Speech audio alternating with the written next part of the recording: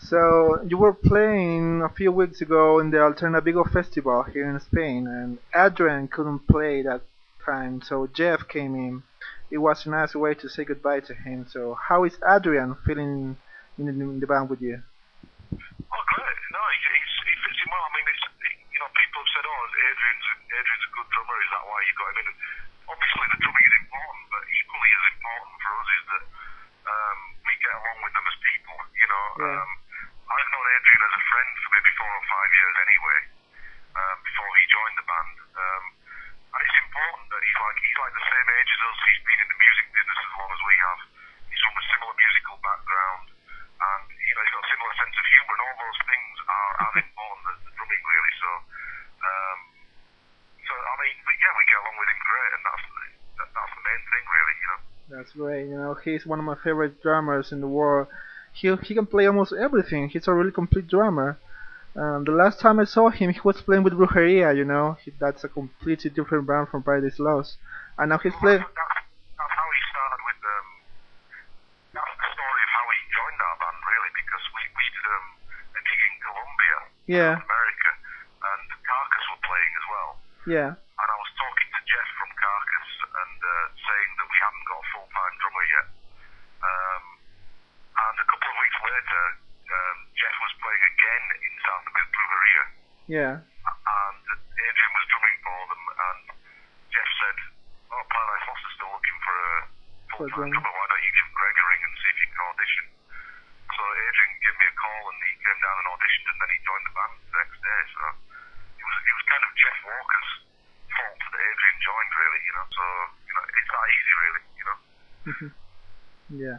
So this is the decade of the revivals. First was the thrash metal revival, and now Carcass is playing again, and Pestilence is playing again, and there's this vibe of this new death metal revival. Have you ever considered to return to those early days with your guttural vocals, or maybe doing a special anniversary tour of Lost Paradise or Gothic albums? Next year it's gonna be 20 years of the release of Gothic. Yeah, I know.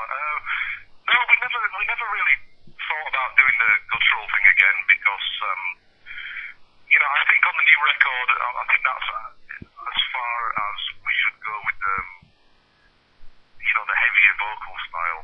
Yeah. I think with the guttural thing, I think it's more of a young man's game. It's just weird. It's just weird when you see some guy who's like 40 years old doing the guttural growl and things. I don't know. It's just something strange about it. It's similar to me to like bands like Limp Bizkit and things saying they won't go to school or do their homework. It's like you don't have to. You're 50 years old or something. So Yeah. I don't know. I think it's a young man's game. It's to be all angry and teenage angst. Yeah.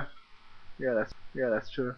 So a lot of people put you as the creators of Gothic metal scene with your classic album Gothic from 1991. So what do you think of all those bands that became so popular after you released that album? All those female-fronted Gothic bands and stuff.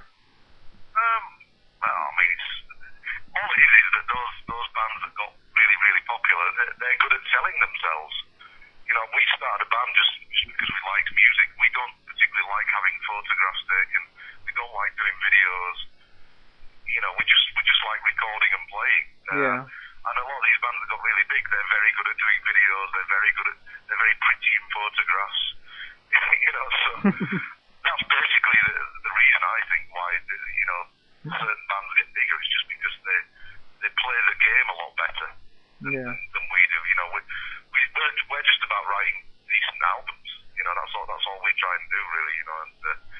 But when we started Gothic metal, we had an idea what it should be, and then over the years it kind of got twisted into something much bigger and much different. There's like emo bands now, and like romantic bands with female singers and things that call themselves Gothic metal. So with like this latest record with Faith Dividers, we're kind of saying, no, this is actually Gothic metal. This is what it should be. Yeah, that's cool.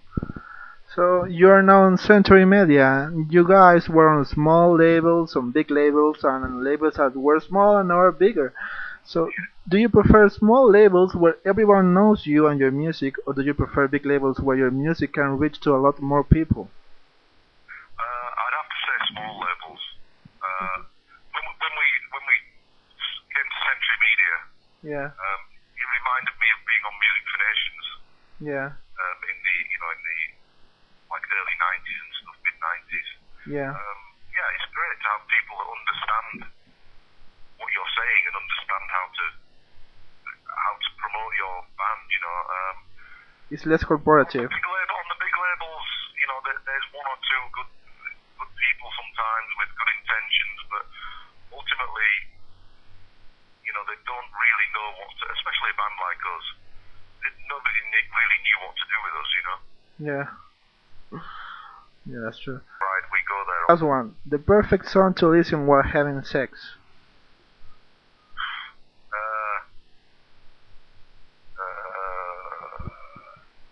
Chapel of Ghouls by Morbid Angel.